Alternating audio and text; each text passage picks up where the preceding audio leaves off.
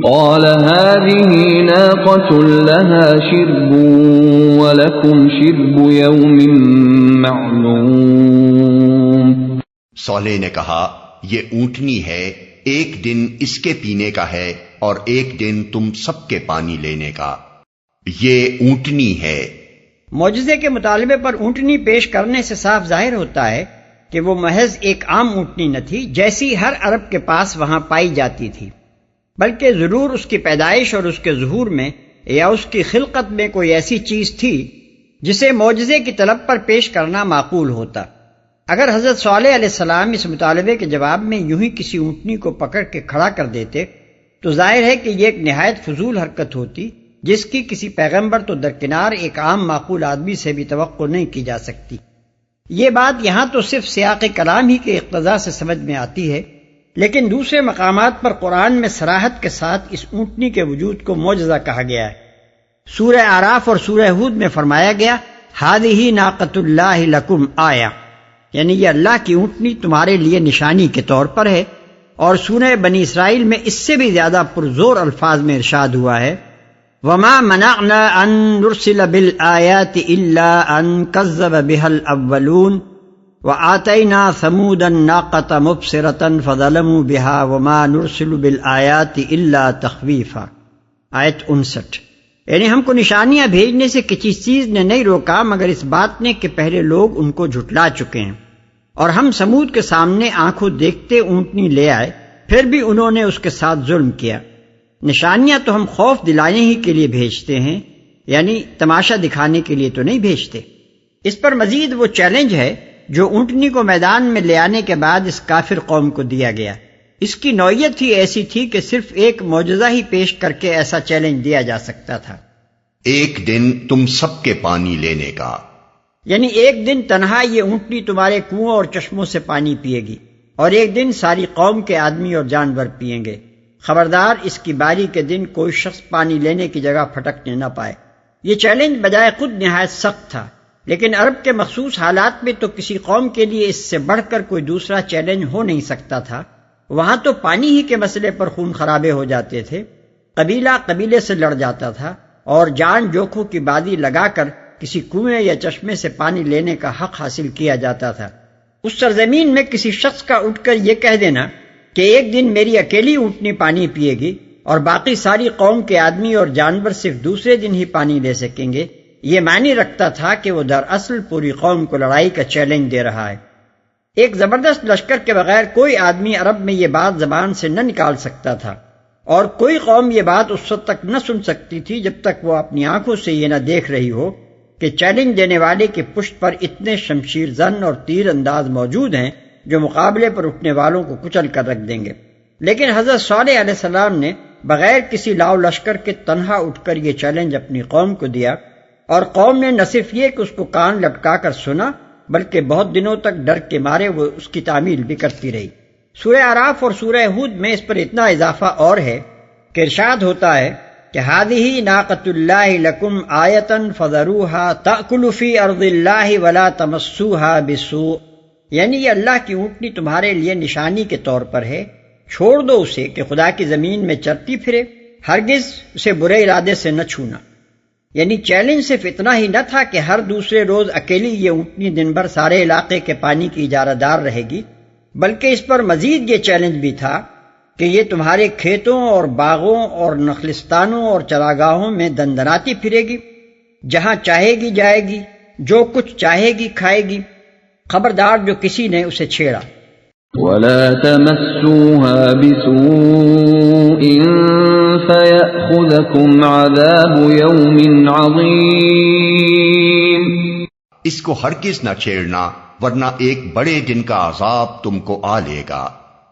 فَعَقَرُوهَا فَأَصْبَحُوا نَادِمِينَ، مگر انہوں نے اس کی کوچیں کاٹ دیں اور آخرکار پچھتاتے رہ گئے۔ کوچیں کاٹ دیں، یہ مطلب نہیں ہے کہ جس وقت انہوں نے حضرت صالح علیہ السلام سے یہ چیلنج سنا اسی وقت وہ اونٹنی پر پل پڑے اور اس کی کوچیں کاٹ ڈالیں، بلکہ کافی مدت تک یہ اونٹنی ساری قوم کے لیے ایک مسئلہ بنی رہی۔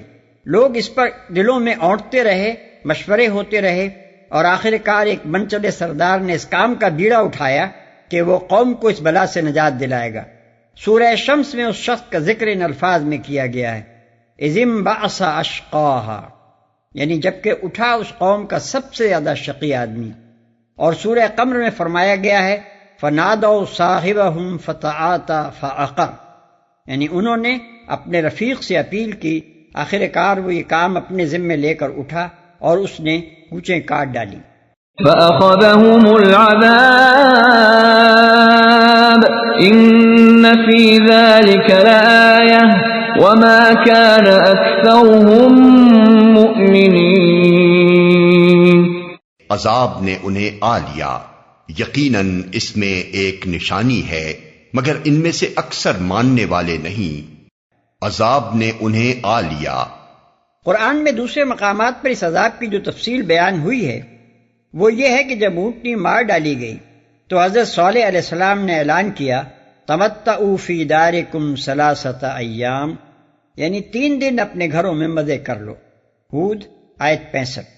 اس نوٹس کی مدت ختم ہونے پر رات کے پچھلے پہر صبح کے قریب ایک زبردست دھماکہ ہوا اور اس کے ساتھ ایسا سخت زلزلہ آیا جس نے آن کی آن میں پوری قوم کو تباہ کر کے رکھ دیا۔ صبح ہوئی تو ہر طرف اس طرح کچلی ہوئی لاشیں پڑی تھیں جیسے باڑے کی باڑھ میں لگی ہوئی سوکھی جھاڑیاں جانوروں کی آمد و رفت سے پامال ہو کر رہ گئی ہوں۔ نہ ان کے سنگین قصر انہیں اس آفت سے بچا سکے، نہ پہاڑوں میں کھودے ہوئے غار۔ چنانچہ ارشاد ہوتا ہے انا ارسلنا علیہم صیحۃ واحدۃ فکانوا کحشیم المحتضر، سورہ قمر آیت 31۔